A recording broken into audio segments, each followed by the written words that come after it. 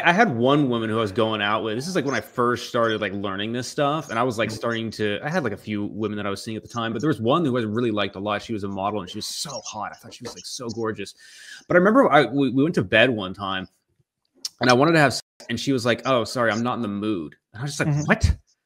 Like, what are you talking about?" And I actually, like, retrospectively, I probably could have handled that a little better. I literally just walked out on her, and I never dealt with that again.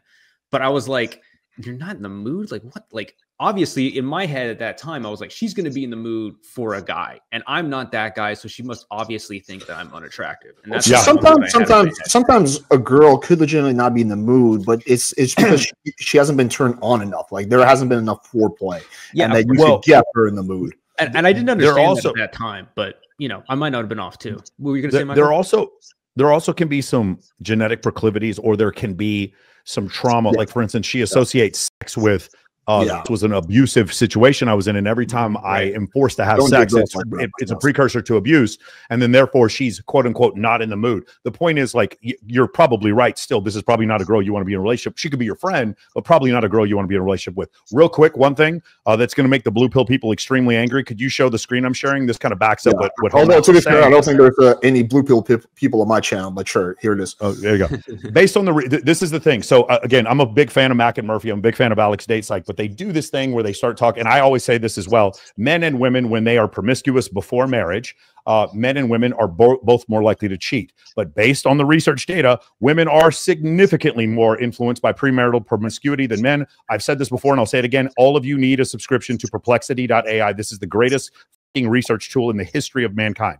Statistical evidence: promiscuity accounts for almost twice as much variance in future infidelity for women, 45% compared to 25% for men. The impact on marital satisfaction: multiple sexual partners prior to marriage reduces marital quality for women, but not men. For every additional premarital sexual partner, the likelihood of reporting an extremely satisfying marital relationship decreases by 5.3% for males, shows approaching significant decrease for females.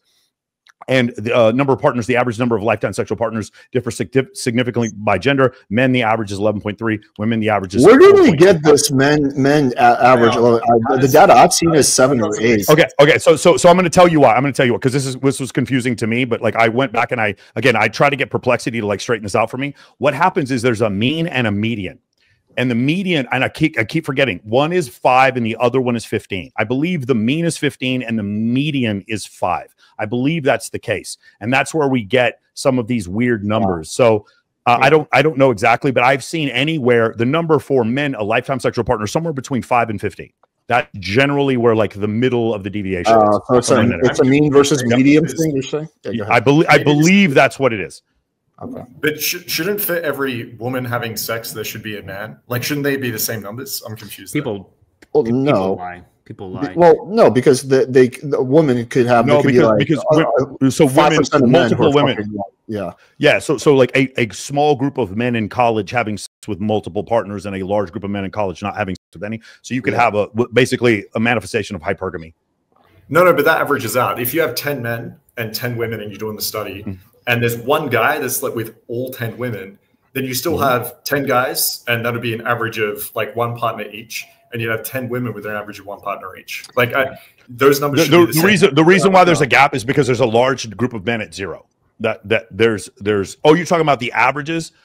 Then you're talking about an average, right? So the average. Statistically speaking, the average is if you took every single human on the planet, would you get the averages equal? I'm trying to think. I don't. Yeah, Marcus. Let me kind of. The only way this doesn't work is if you're talking about like threesomes. So say there's one guy. No, Marcus. Let me break it down. So think about it like this, right? Let's say there's a city of 30,000 people, right?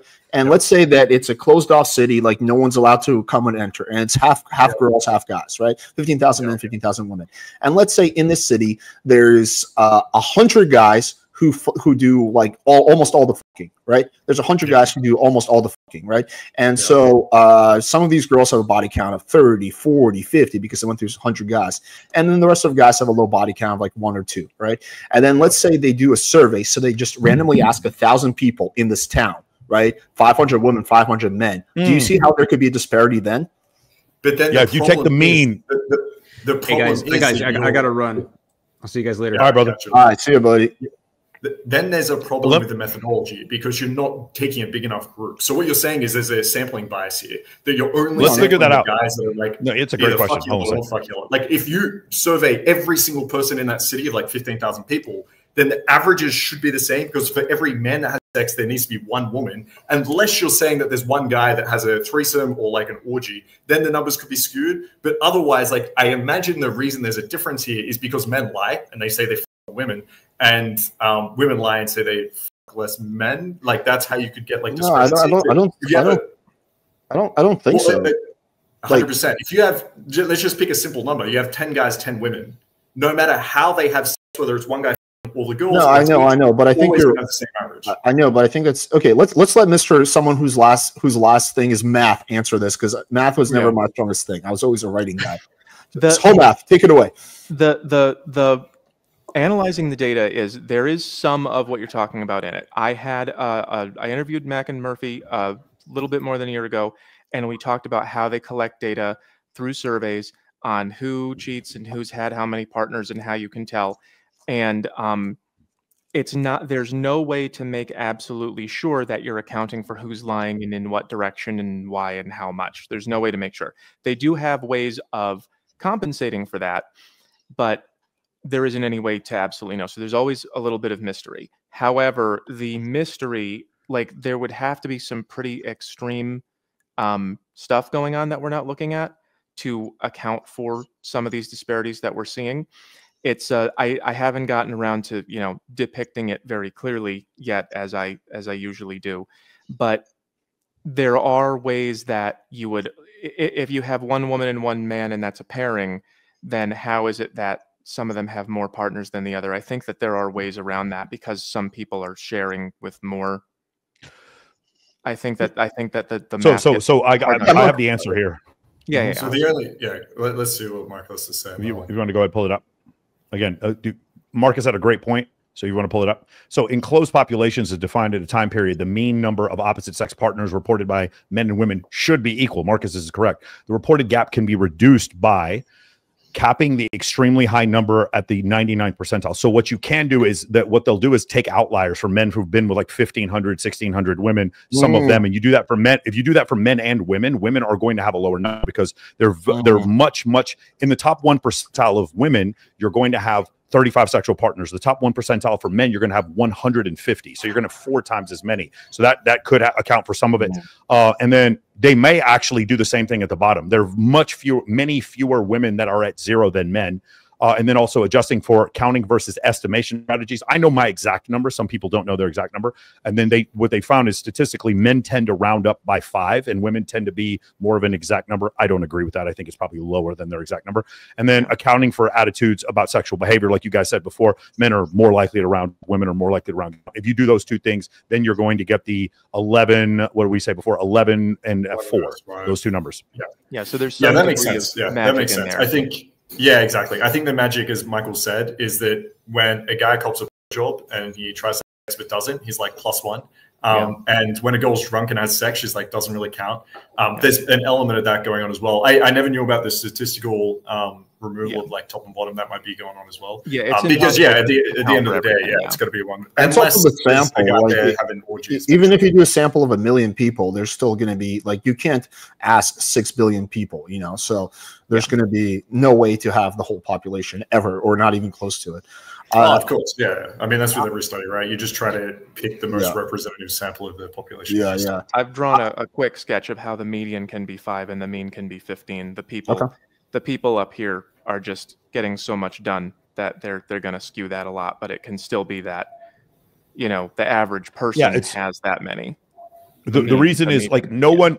There's a Can you wall explain the difference between between the median and mean for some people in chat, including in statistics, the median is if I stack a 1 million cases and I take the 500,000th case, that is the median one. That is the one in the middle. If I were to order them, stratify them in order, the mean is when I average them all by the number of occurrences. Does that make sense? So the problem is confused in fucking middle school. Right. The reason why in this case, because this is logarithmic, the reason why the mean always has to be higher than the median is because 0 is a wall. You cannot have a negative body count.